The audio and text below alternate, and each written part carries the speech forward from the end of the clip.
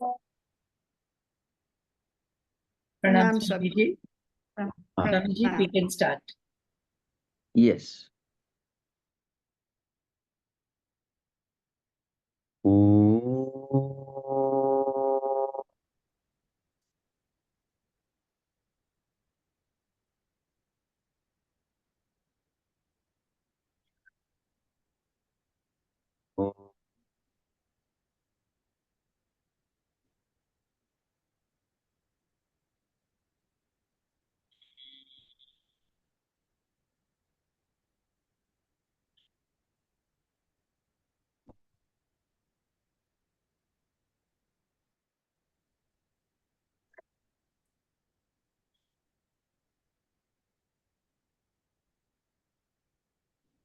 Sahana bhavatu, sahana bhunaktu, sah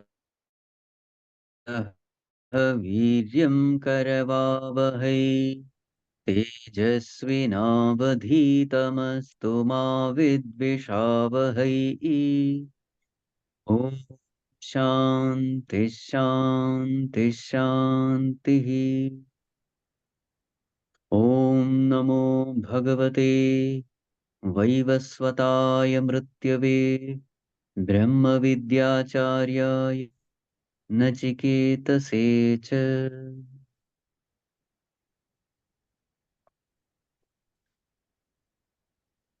Humble prostrations to one and all present here. So we are in the second chapter, first Valli. So how does the Valli start? Paranchi khani vyatranat swayambhu tasmat parang pashyate nantaratman kaschid dhirah pratyagatmanamaikshat आवृत्त चक्षुः amrutatvam icchan. So it is said the Lord has literally killed the sense organs by making them extrovert. So therefore, these sense organs of knowledge, instead of giving the right knowledge, it is exposing us only to illusion. And therefore, we are all suffering, thinking that these sense organs are giving us the right knowledge. These sense organs make us believe that we are this body. These sense organs make us believe that true happiness is in the world. These sense organs make us believe that there is nothing called God. So, this way, completely misleading us, these sense organs give only sorrow to us. But Kaschid Dhiraha, very, very rare few people, what do? Avritta Chakshuhu, they look within. And then what do they gain? They gain the true knowledge of immortality. But what is the condition of most of the people? Parachakkaman anuyanti balah. Te mrityoryanti vitatasya pasham. Childish people, ignorant people, people who don't have the ability to think, immature ones, they follow the sense objects of the outer world. And these sense objects, what are they actually? They are nothing but the trap laid out by Mrityu. But the wise people don't fall into this trap. So after saying this, now Yamaraj tells us how to meditate. Yena rupam rasam gandham shabdan sparshansha maithunan etenaiva vijanati kimatra parishishyate. So how to do this looking within, going within, how to do this? So here Yamaraj asks us to pay attention upon consciousness, because of which we are conscious of Shabda, Sparsha, Rupa, Rasa, Gandha, etc. Swapnantam, Jagaritantam, Chobhav Yenanu Pashyati, Mahantam Vibhumatmanam, Matva Dhiro na Shoksati. Pay attention to that consciousness.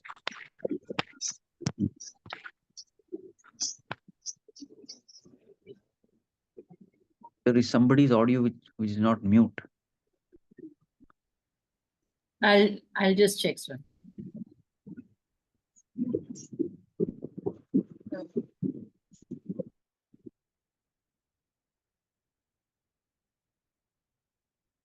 Please, everybody, keep your audio muted, or I'll have to keep checking. Haji, Swamiji, we can continue. Yes. So this consciousness, because of which we are conscious of the waking world, the waking experience, not only the waking experience, this consciousness because of which we are aware of Swapnantam, even the dream world also. This consciousness alone is the truth. Ya imam madhvadam veda atmanam jivamantika ishanam bhuta bhavyasya natato vijigupsate. This Atma, this Jivatma, which is going through the results of one's action, if you start paying attention close to it, Antikat, what do we find? Ishanam Bhuta Bhavyasya. This Jivatma is none other than Paramatma, who is the Lord of the entire universe, is the Lord of time. So, up to this, we have seen this discussion continues. So, the whole topic that which we are discussing is that Supreme Lord who is a creator, he himself has become this Jivatma in us. This is the topic of discussion. Now, let us see verse number 6, page number 207. Yah purvam tapaso jatam adbhyah purvamajayata guham pravishyatishtantam yo bhutebhirvyapashyata etat vaitat.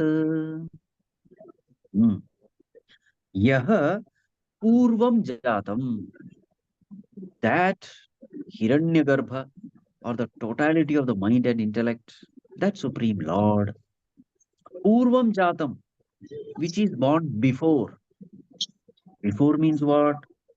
Adbhyav Purvam Ajayata. That which is born, Adbhyav Purvam. Adbhyah means before water. That which is born before water. Yah Tapasah Jatam. That which is born because of austerity. Guham Pravishya Tishtantam.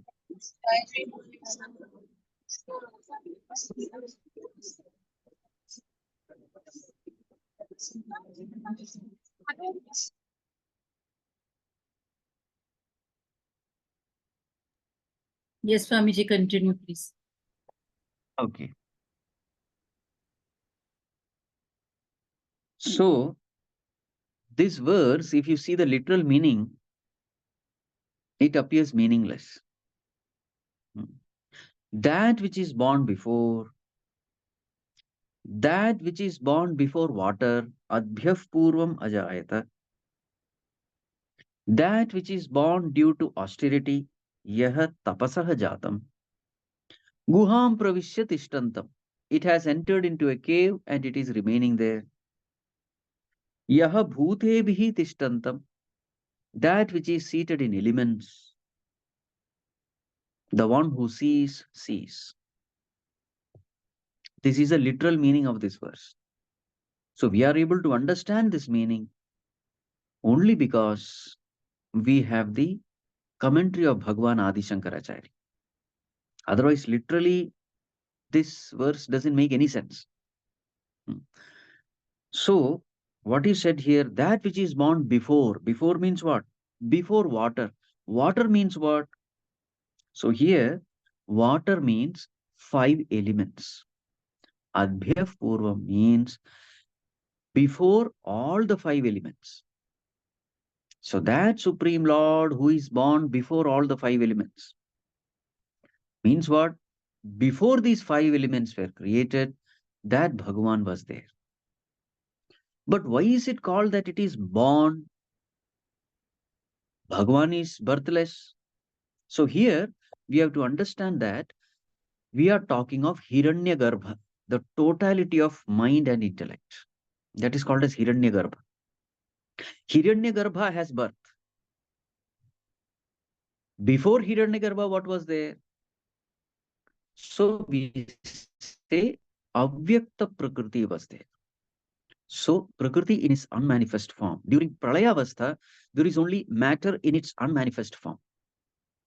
So then the slowly creation begins.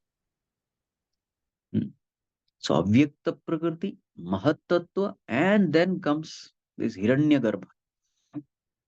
So Hiranyagarbha means the totality of mind intellect. It is like the Sukshma Sharira, subtle body of the totality.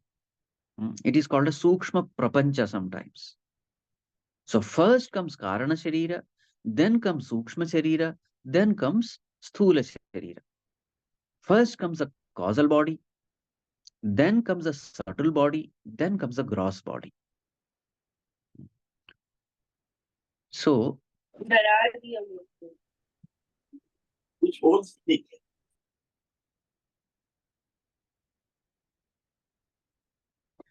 lot of distractions today. I know, Swamiji, I've told them to mute, but please, friends, please mute yourself. Because we can't keep doing it. And pay attention if it's not muted. Haji If Swami. if you can't mute the external chattering device, how will you mute the internal chattering mind?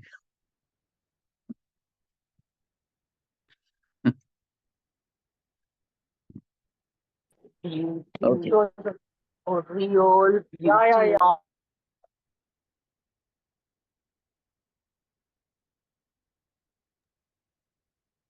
What is wrong, guys? Why don't you all mute yourself? Dr. Urvi, please mute yourself.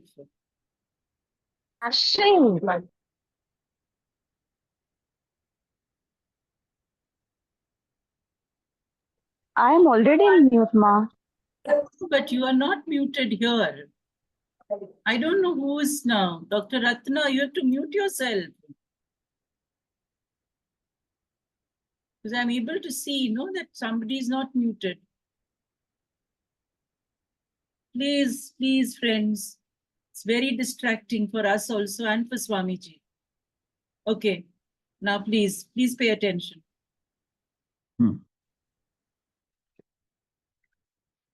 Okay. So, yes. So there is a process in creation. The process is always the movement is from the subtle to the gross. In everything, we will see this. First comes the vasanas which are not seen. Then from these vasanas come desires which are at the thought level, which are at the subtle body level. And from these thoughts come action in the outer body level, at the sthula sharira level. So always in creation, we see this movement from the subtle to the gross. So therefore, if we want to discipline ourselves, from where should we begin? We should begin from the outer and then slowly come to the inner. That is easier.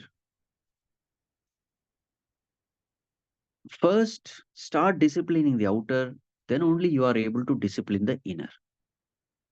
Outer discipline is easier, inner discipline is more difficult because it is more subtle. Anything subtle, disciplining is very difficult. So, therefore, anyway, the topic here is this. In creation, also, everything starts from the subtle and then towards the gross. So, in the beginning, during Pralaya Avastha, what is there is only Avyakta Prakriti, the unmanifest matter.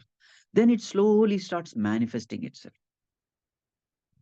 And one stage of manifestation before this whole creation is the manifestation at the subtle level. So the totality of mind intellect, that is called as Hiranyagarbha. So that is what is being mentioned here. So that which is born before this gross creation, And how is this born? Tapasaha jatam. Now, this is a very important term. Tapasaha. It is born out of austerity. So, what is this austerity? So, this is called as jnana tapas, austerity of knowledge. So, generally, whenever we talk of austerity, we think of physical austerity, punishing oneself at the body level, not eating, or physically standing on one leg and this and that. But the austerity can be at different levels. Austerity at the level of speech, austerity at the level of mind, at the level of body. There are so many austerities. Now, here, the austerity is the austerity of knowledge, jnana tapas. Hmm.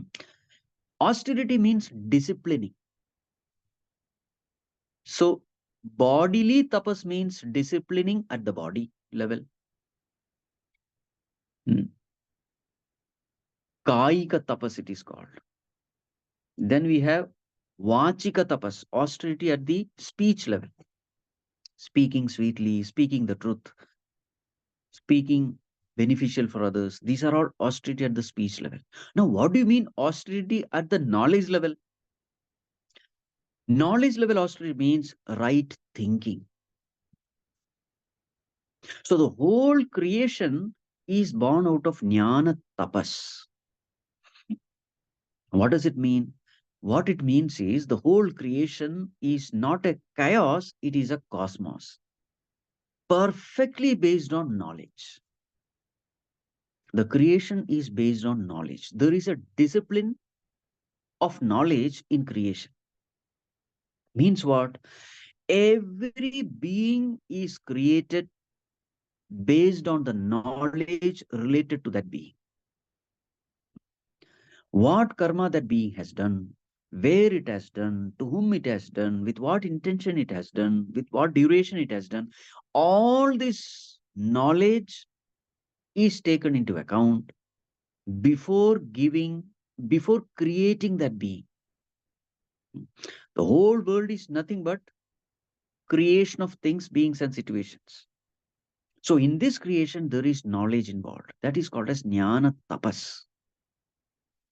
So every creature is created based on the knowledge of its past, based on the knowledge of its vasanas. So this is called as jnana tapas. So therefore, tapasaha jatam, this whole creation, behind this creation, there is a austerity of knowledge. Hmm. So now this Supreme Lord, who himself has become the creation, who is the totality of mind, intellect, now what has he done? Guham pravishyatishtantam. Now he is seated inside the cavity, inside the cave. What cave are we talking of? We are not talking of some outer cave. It is a cave of one's own heart. Heart means what? The core of our being. Always remember this. Whenever we talk of heart, it is not the pumping heart. We talk of that core of our being is called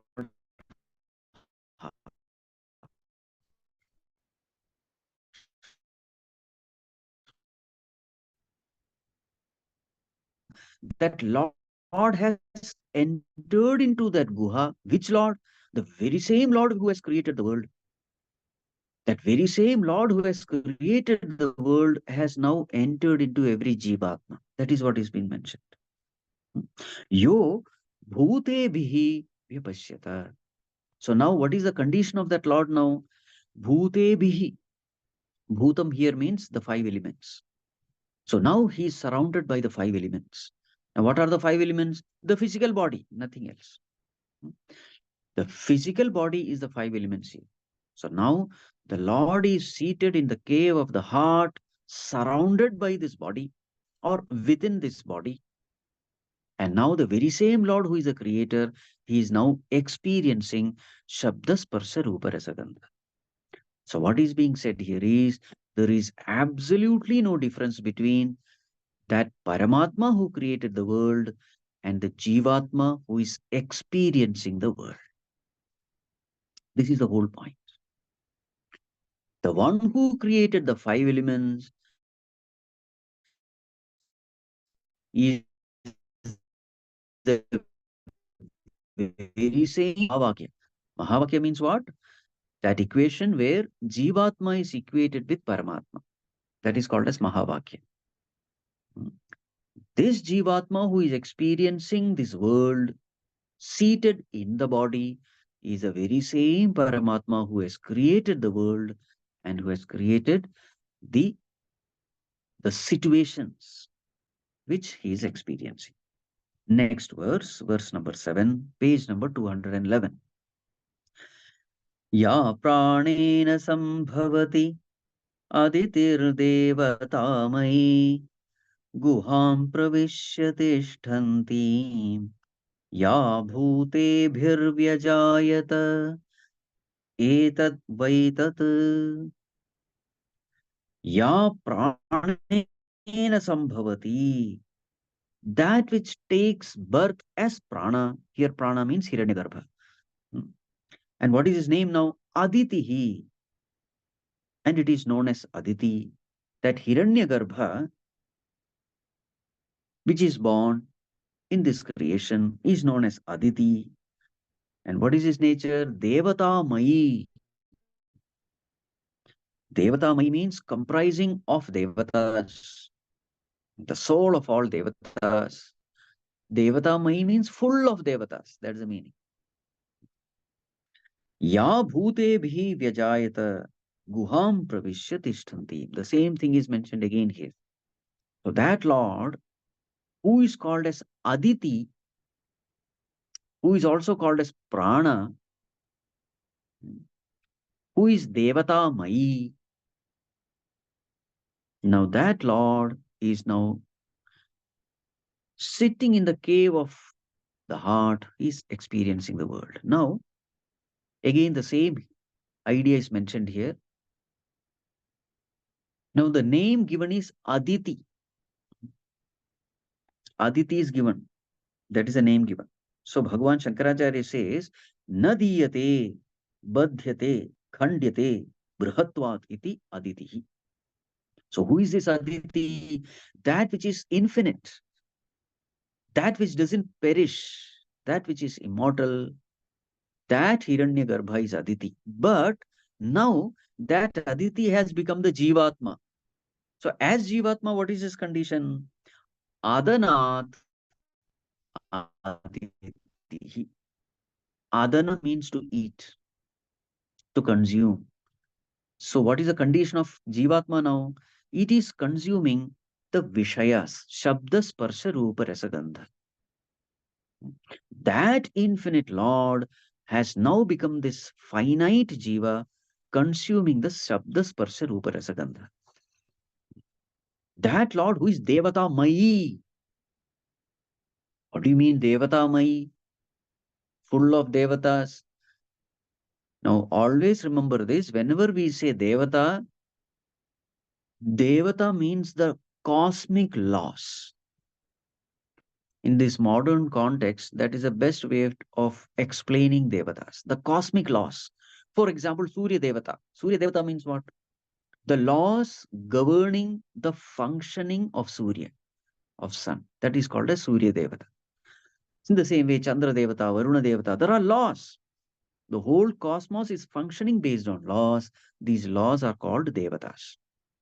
So that Supreme Lord can always be called Devata Mai, because he is the one who has established all these laws, because of which the cosmos is functioning so harmoniously, so efficiently.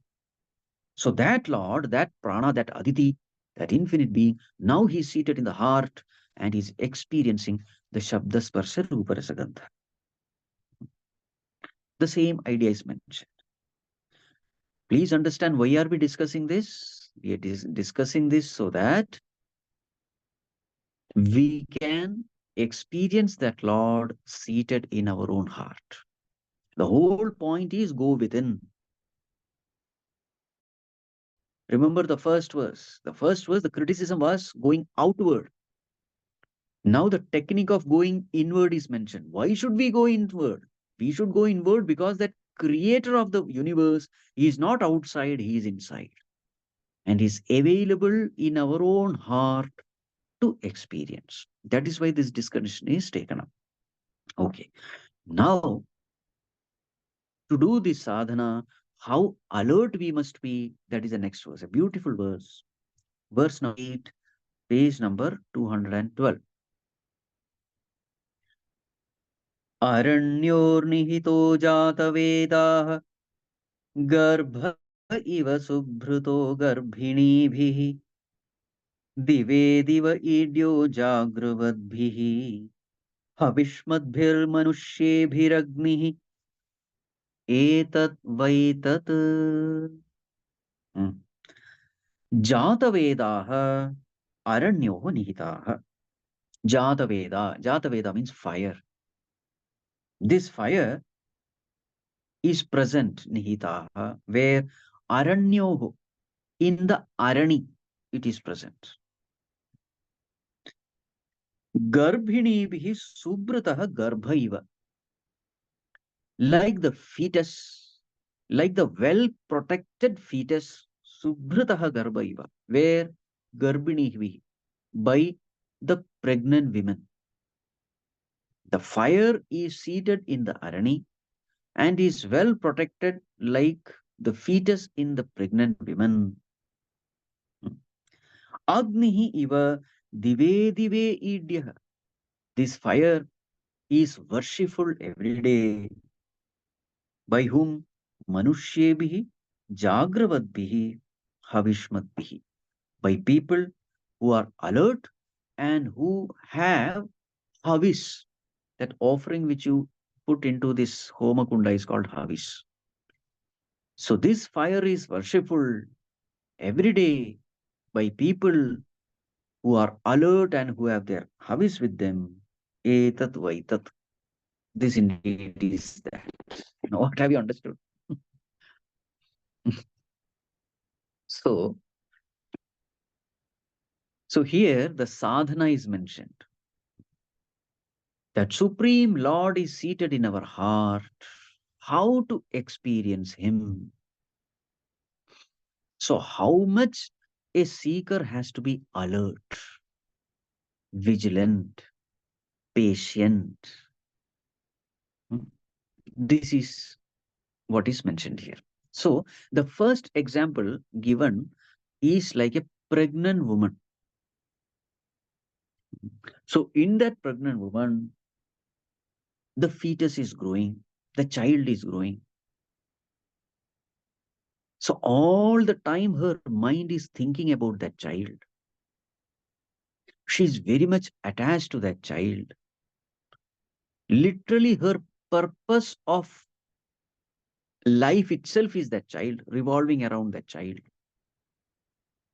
And for that child, she is ready to sacrifice anything. There are certain things which she is not supposed to eat. She's she readily agrees to sacrifice that for the welfare of the child. There are so many things which she likes, she gives up for that child. There are so many things which she dislikes, she takes up for that child. This is called a sacrifice.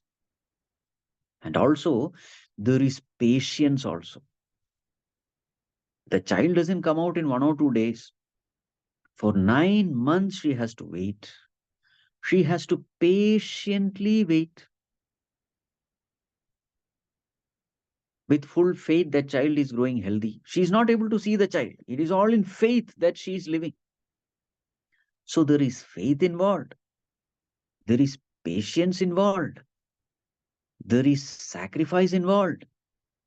There is alertness involved. You have to be very alert about everything. They say that even what you think also affects the child. So therefore, you have to expose yourself to everything that is good. Even the physical posture also, she has to be very careful. So at the body level, at the emotional level, at the sense organ level, she has to be alert, vigilant. So this way, when a lady lives a life of discipline, lives a life of alertness, then the child is born healthy. So, this is one example. In the same way, what is the point here? The point is a seeker also should have the same thing. In a seeker, also, a child is growing. What is a child? Uh, that, the spiritual samskara. A seed has been put into the mind of the seeker, and the seed is growing. Just like in the case of that pregnant woman. A seed is put, and now that seed is growing. In the same way, in the heart of that seeker also, the guru puts this seed of spiritual samskara. The knowledge is put, the right understanding is put. Now it is a job of the seeker to develop it. So here also there are so many things to be done. What is to be done? He has to live an alert, vigilant life. What is alertness here? Not exposing too much into all this extroverted, sensuous life.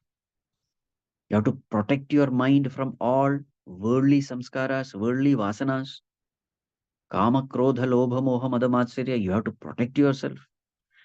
You have to protect yourself from the books, from the what you call, from bad company, from internet. There are so many places where you have to protect yourself because there are good things, there are bad things. Bad things can spoil your mind. It can pull you down spiritually. It can create all worldly samskaras which are dead against spiritual samskaras. So you have to live an alert life. And again, it's a life of sacrifice. There are so many things which I like, which is not good for my spiritual progress. I have to give it up. So that is sacrifice. There are so many disciplines which I'll have to take up, which will help me in my spiritual sadhana. So that again I have to take up. So there is a life of sacrifice.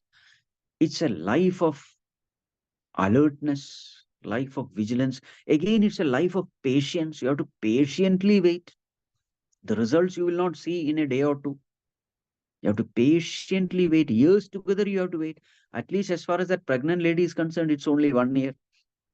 But as far as this life is, it's literally the whole life. So there is sacrifice involved, alertness involved, discipline involved, patience involved. And again, with faith, you have to strive. And finally, what is the result? So, as far as that pregnant lady is concerned, the child comes out. It becomes evidently seen, clearly visible. After that, she need not do anything. In the same way, as far as a seeker is concerned, when that person lives a life of discipline, over a period of time, that person gets established in that truth. After that, he need not believe in the truth because he sees the truth, he experiences the truth. And after that, there is a life of effortlessness because discipline has become his lifestyle. So then there is no effort involved. All efforts are involved as long as we are habituated to indiscipline. But the moment discipline becomes our lifestyle, there is no more effort. So this is the example of that Garbhini, the pregnant woman. Another example given is the example of this Agnihotri. So these are the people who keep fire in their house. They are ritualistic people. So what they do is they keep this fire, and the law is you must keep this fire intact. It should not be put off. So in corner of their house, always this fire is burning. And how is this fire generated? That the way the fire generated also is a very auspicious way. You can't just light a matchstick and then mm, set the fire. No, it's using ironing. So there's a stick and there's a cup, wooden cup and a wooden stick. And this wooden stick is churned, and this wooden stick creates friction in that wooden cup. and they put some dry leaves or dry grass or etc. So when the spark is generated, this spark, using this dry grass, the fire is generated. That is how the whole fire is created. So this is an auspicious way of creating fire also. So, so again, this fire is a spiritual fire with respect to a seeker. So the very process in which the fire is created is an auspicious process. In the same way, the spiritual fire in us is created by our guru. When we discuss the scriptures, there is a desire in us that, yes, I must gain this knowledge. Yes, this is the only way to put an end to all my sorrows. So that desire, that inspiration is created by this, by Guru in our hearts. Hmm. So the spiritual fire is also generated in a very auspicious way in satsang. And now, this fire, just like this Agnihotri, he considered this fire as very holy. According to him, this fire is Bhagavan himself. So, dive dive idyaha. It is worshipful. Idyaha means worshipful. Dive dive every day. So, he ensures that this fire is all the time there. And therefore, he always keeps that samagris ready to keep this fire alive. They use some twigs and all that. I think from Ashwatha tree and so there are certain trees from which these twigs have to be collected. You can't just put anything into that fire. You can't say that, okay, fire only has to burn. No, so let me put my old, newspaper and all that. Not possible. You have to keep that fire holy and only certain things have to be put. So he collects all those twigs from certain trees. So that samagri is always there. That is, and then the habis which you offer into that fire also is very sacred. So in the same way, a seeker also has to keep this habis. What is the habis which we are putting into our mind? The sense objects. That is a habis. So when I am watching some program in the TV, what am I doing? I am putting habis into my mind. When I'm eating a food, what am I doing? I am putting habis. So everything is ahara. Ahara means to take in. Ahara doesn't mean food. It means that which we take inside. That is called as ahara. So then this person has to be very alert with regard to everything that this person exposes himself. So that has to be habis, something which is sacred, something which doesn't pollute the mind, make the mind impure. So these are the two examples given to show how alert a spiritual seeker must be. The example of a pregnant woman and the example of this Agnihotri. So what are the points? Number one, patience. Number two, alertness. Number three, vigilance. Price we have to pay for growing spiritually, for experiencing higher joy, higher bliss. The lower joy, lower pleasures, it is easily available. You don't have to do anything. Just indulge in the pleasures and it is available. But if you want to go higher, then there is a price to be paid. And the price is alert, vigilant, disciplined living. That is the whole point. In this way, if you do, then that Lord, that Supreme Lord, who is the creator of the universe, who is seated in our house, who is seated in our heart, this Lord can be experienced as our own self. This is the point. Continuing, verse number 9, page number 214. Yataschodeti suryah astam yatra च गच्छति तं देवा सर्वे अर्पिताः तदुनात्येति कश्चन एतद् वै तत् यतः सूर्यः उदेति, that from which sun rises, yatra suryah astam gacchati, that into which the sun sets. Sarve devaha tam arpitaha. All the devatas are completely surrendered unto that reality. Taduna atyeti kasyana. No one dare to transcend it. So we may think that it is the external sun which is mentioned here. As far as the external sun is concerned, now see what is said here. That from where sun rises and that into which the sun sets. So we may think that it is the east and the west. No, we are not talking of the external sun.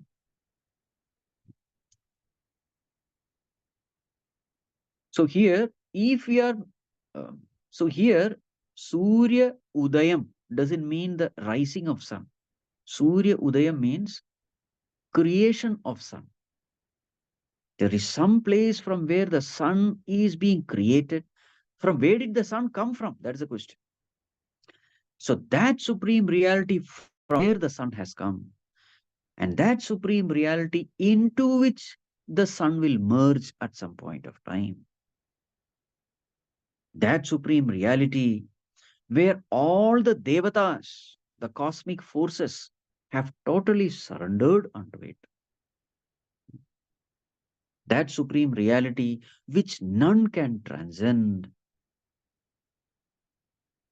That indeed is what Nachiketa you have asked. Again, the discussion is about that supreme truth, Hiranyagarbha, the totality. That supreme reality which is seated in our heart. So the topic is the same. Next verse, verse number 10, page number 218.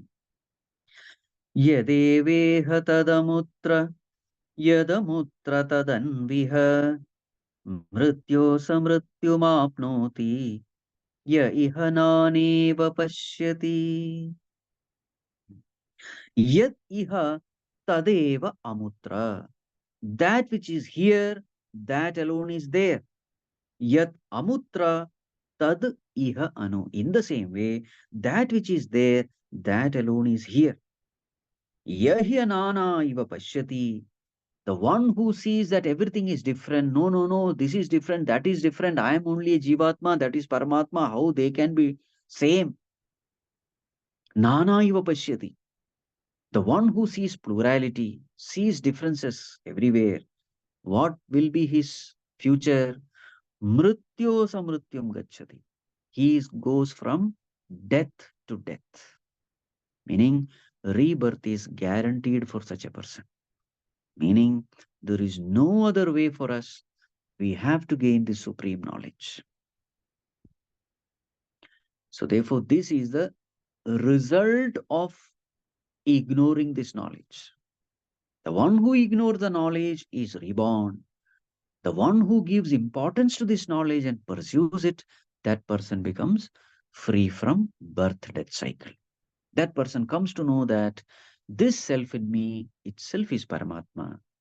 He comes to realize Aham Brahmasmi, the supreme truth, and then he becomes free from birth and death. So we will stop here, and now we'll open for some question answer discussion. Yes.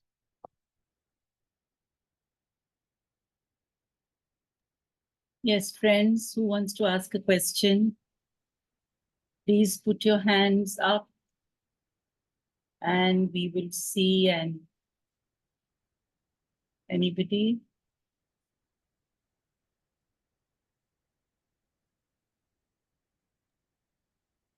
Okay. Okay, Vinita ji, please go ahead.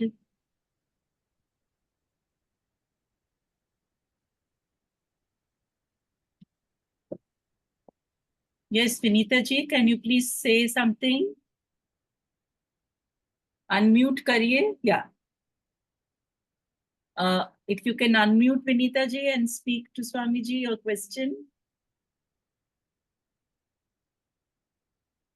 Okay, she's not able to unmute. Nidhi, let's go please with you. Yes, thank you, ma'am. Pranam Swamiji. Swamiji, can you help us with these terms once again? How do we, Hiranyagarbha, what level are they?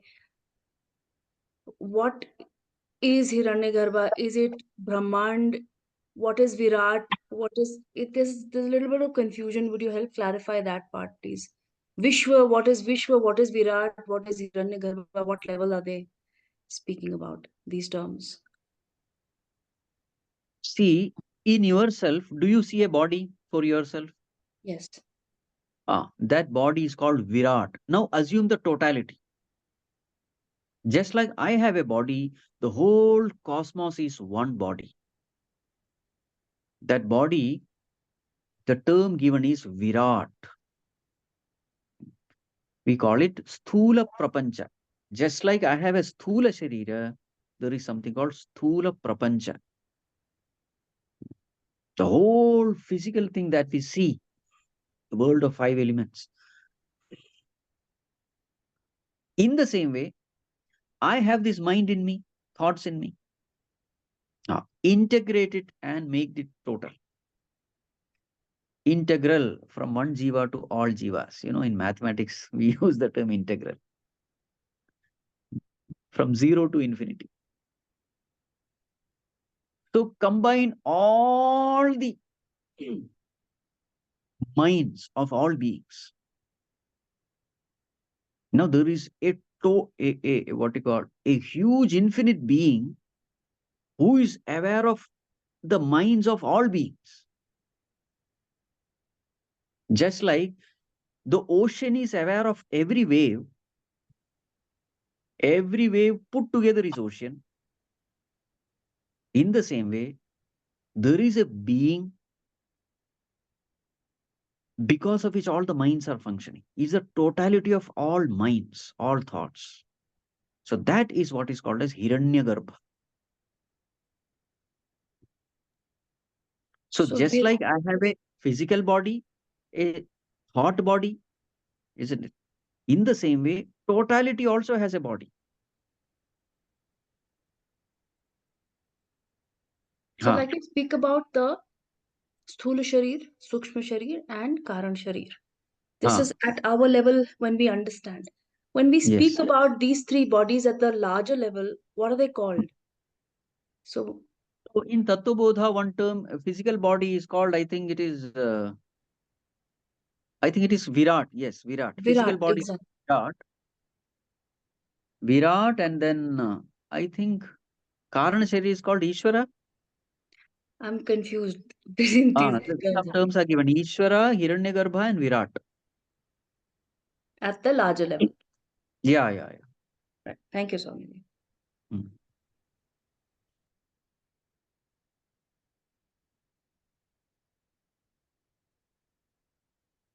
So, Nidhi, what Swamiji is saying is all the physical bodies that are present on this earth are given a name, which is called Virat. All the subtle bodies which come up in the dream state. Am I right, Swamiji? Yes. All the subtle bodies have another name. And all the causal bodies of all human beings have the third name. This is what Swamiji is trying to Precisely. These are the names that I was asking for. Yes, yes, absolutely. Thank you. Yes. The information you will get in Tattva Bodha. I will go through it. Correct. Yes, Swamiji. Tattva Bodha mein hai ye sab. Thank you. Rahul, please go ahead. Hariom Swamiji. Louder. Hello. Am I audible? Now audible. Now you are audible. Swamiji, I wanted to ask that, like you were saying that the global mind, the universal mind and the universal intellect. So, but then universal mind and intellect would include every kind of thought, every kind of this thing. I mean, what we categorize as noble or good, or the reverse of that. It would be every kind of uh, feeling or thought would be included in that, wouldn't it be? Yes, everything is there. In fact, it is aware of every thought of every being. That's the right word. Okay. Okay, so that could be that entire range could be there. Everything, conscious mind, subconscious mind, everything, because it is exactly like the ocean knows every wave, Mm-hmm. whether it is a foam or a froth, bubble, ocean knows it. Okay, because like the Virat roop of in the Gita also, like उसमें भी, I mean Mahabharat में तो भी, it was all, you know, all the something was very frightening, something was very aversive, everything was Hmm. included in that. Correct, correct. Okay, I just wanted to confirm. Hmm.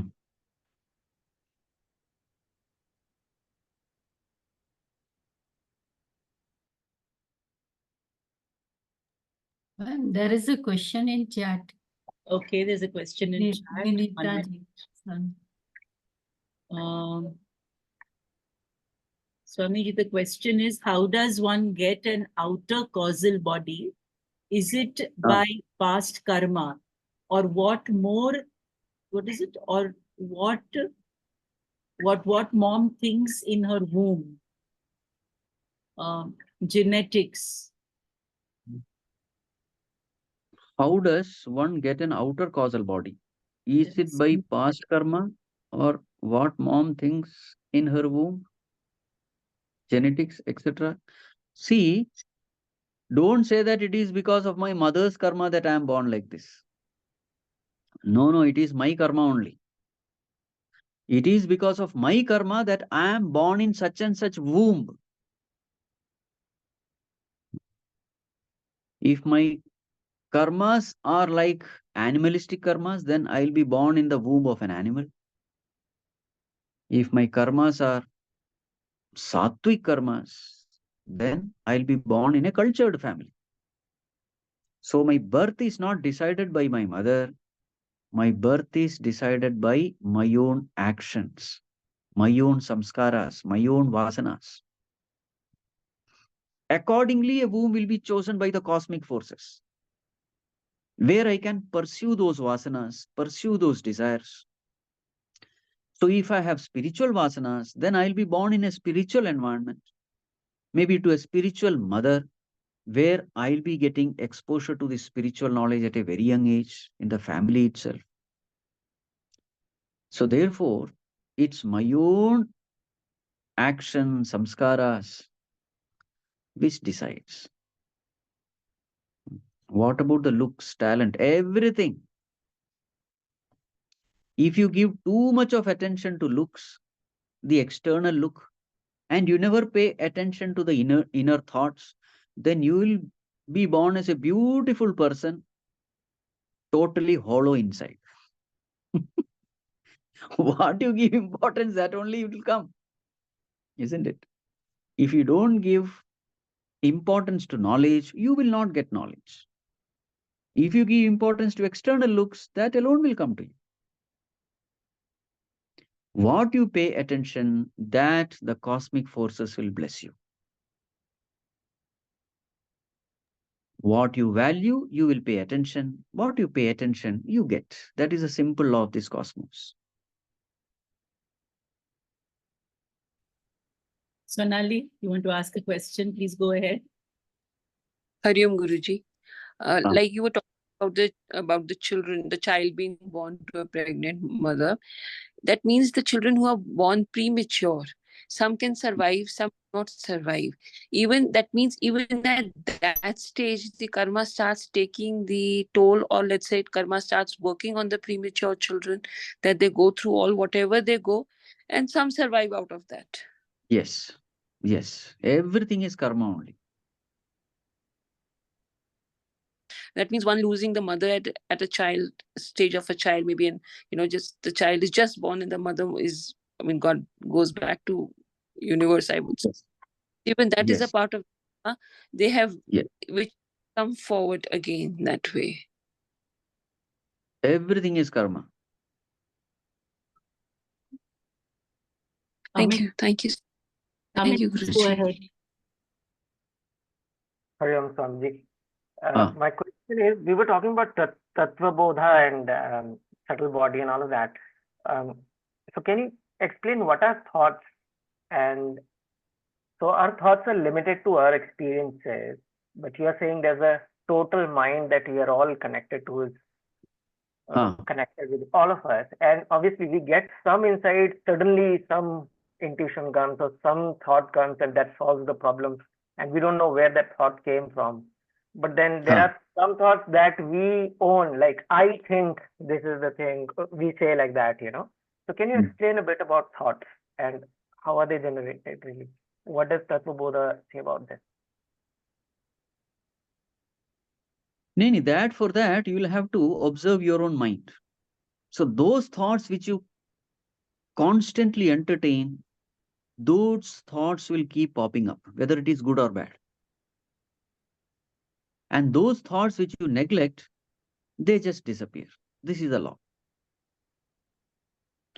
So if you're entertaining a particular thought again and again, those thoughts will come back to your mind again and again. It starts creating a vasana, an impression. And once something is impressed in the mind, it will keep on popping up. So therefore, it is your choice. You can strengthen a thought or you can weaken a thought.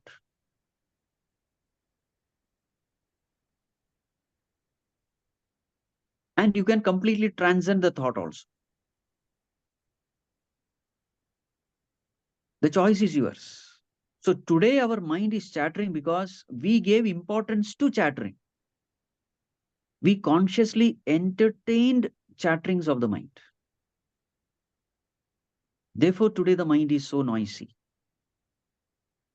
And when I make a decision that no, my mind should be silent from now on, I should not have these thoughts. I should have good thoughts, divine thoughts, noble thoughts. Once you start paying attention in that direction, constantly, entertaining good thoughts, over a period of time, you will find that the thought culture has completely changed. It is something like a vessel. Mind is like a vessel and it has water in it. And you have a pipe from which the water comes into this vessel. So if it is dirty water and you go on pumping in clean water, what happens? All the dirty water goes away and finally you have only clean water. So there is already some water at present and there is also water which is coming in. Both are there. In the same way, there are already certain samskaras in us and constantly we are exposing ourselves to the world and we are taking in samskaras through the sense objects. So that is that pipe which is going in. And already present vasanas are that water in that bowl. So when constantly we go on taking good thoughts, divine thoughts, noble thoughts, it's like taking good water, pure water. Then what happens? All the bad water, it has to replace. It has to make space for the good one. So therefore, what comes up, there's so many thoughts come up. It depends on what kind of samskaras you have been entertaining in the mind. Such thoughts pop up. So it's basically the conscious effort to choose which taps to turn on and which taps to turn off, in a sense. And then those will amplify and magnify, is what you're saying. Yes. So therefore, our destiny is in our hands. Don't say that everything, God decided and then yes and no. Every moment we have this choice given.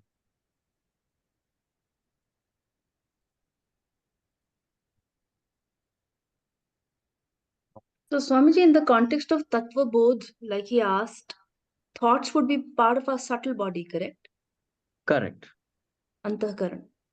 Yes. And these are what, how do you call them? Apanchikrit Panch Mahabhut. Correct. Is that what the thoughts are Yes. about? Yes. Thank you. Okay, any more questions? Thank you, Swamiji. Thank you, Nidhi. Swamiji, what you spoke about tapas,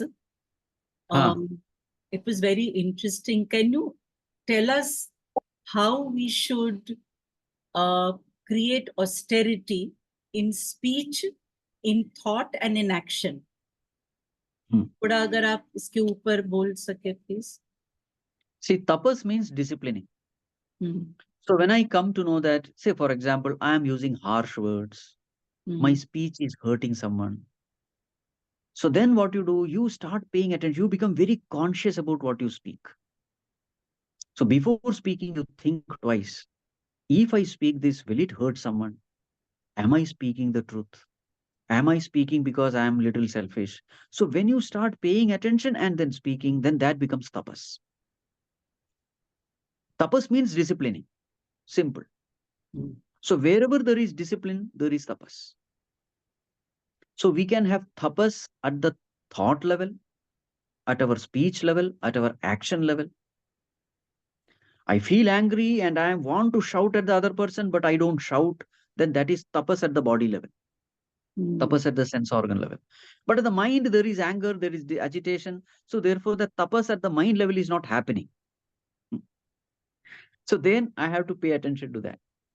Even when others shout at us, how not to get disturbed even at the mind level. Mm. At the body level, of course, I am not reacting. But at the mind level, I know that disturbance is there, agitation is there. I am Mm. depressed. So I have to come out of that. So any effort you do, they all come under tapas. Now, at present, we are discussing this. What are we doing? We are doing tapas. We are doing jnana tapas. Mm. This is also kind of austerity only. Sitting focused with a focused mind, listening to satsang, Mm. listening to the scriptures, trying to understand, trying to clear our doubts. Don't think that it is not a tapas. Many people have this wrong notion that tapas means something terrible you have to do, something which is very painful physically. Mm. No, no, no, no. Tapas means discipline. So at present, when you are listening, you are focusing upon the class, trying to understand, cultivating right thinking, replacing the wrong notions, wrong thinking with the right thinking. They all come under tapas. And what is the end result? End result of this satsanga is over a period of time, right thinking will become our habit, wrong thinking completely disappears. And because of right thinking, there is peace of mind. So the end result of tapas is right understanding, right knowledge, peace, happiness, contentment. In fact, this jnana tapas is the most difficult Mm. because this is happening at the very subtle level. Physical tapas is actually very easy to do, not very difficult. The real tapas is at the mind level because it's at a very subtle level that everything is happening. Subtler operations are always more difficult than grosser operations, even in the medical field. Mm. The brain operation, etc., is very difficult. Whereas operating this hand and thigh and all that is comparatively easy. In the same way, this is a very subtle operation at the jnana level because our entire life is based on jnanam, our understanding about ourselves and the world, our desires, our aspirations, where we spend time, with whom we spend time, what books we read, everything is based on jnanam. So we are making correction at the jnanam level itself. So therefore, jnana tapas is the greatest tapas. That's why Bhagavad Gita says, Nahit jnanena sadrisham pavitramiha vidyate.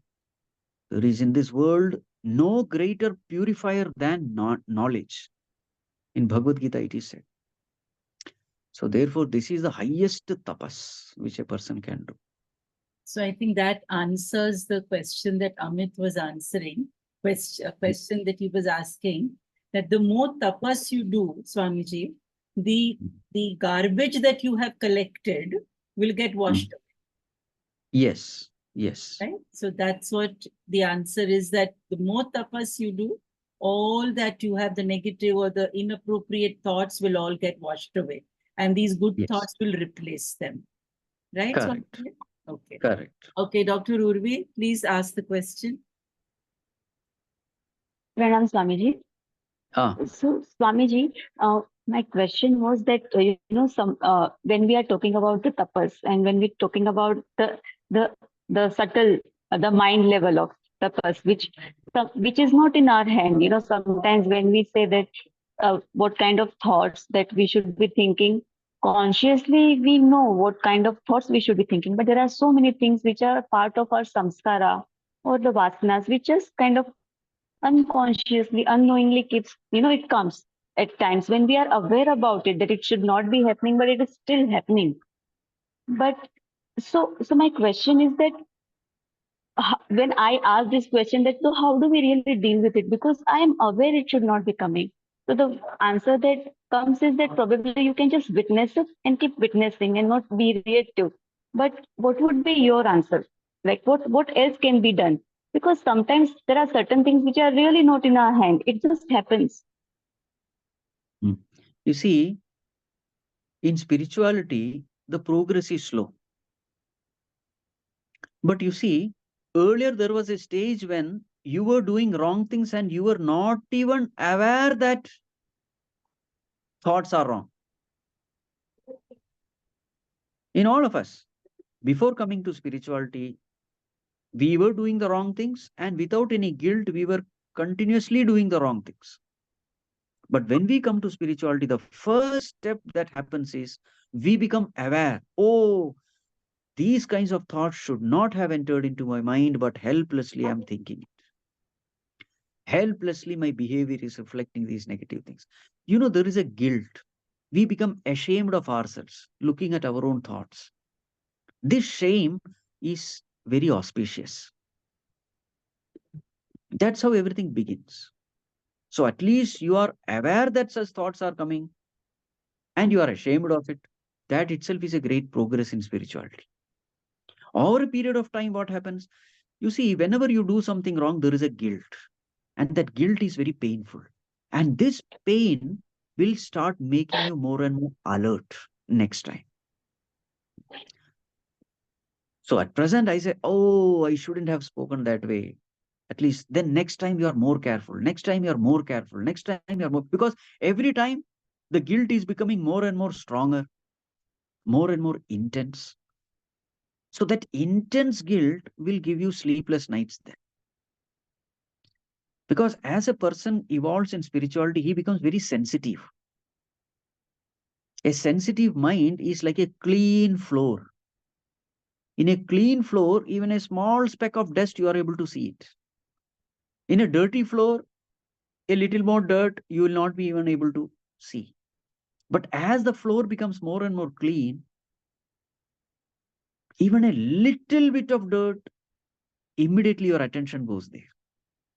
So this is what happens when you progress in spirituality. The mind becomes very, very sensitive.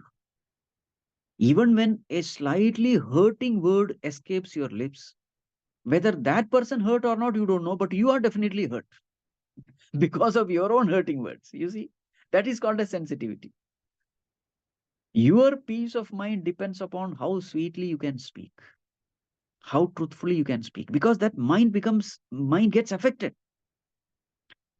So as we progress in spirituality, this sensitivity will come, and as the mind becomes sensitive, you will automatically, you have no choice but to eradicate all the negativities in you. So this will happen over a period of time. So don't worry. As long as you are not aware of something negative, don't worry about it. But the moment you become aware, understand, you have gained enough maturity to eradicate it.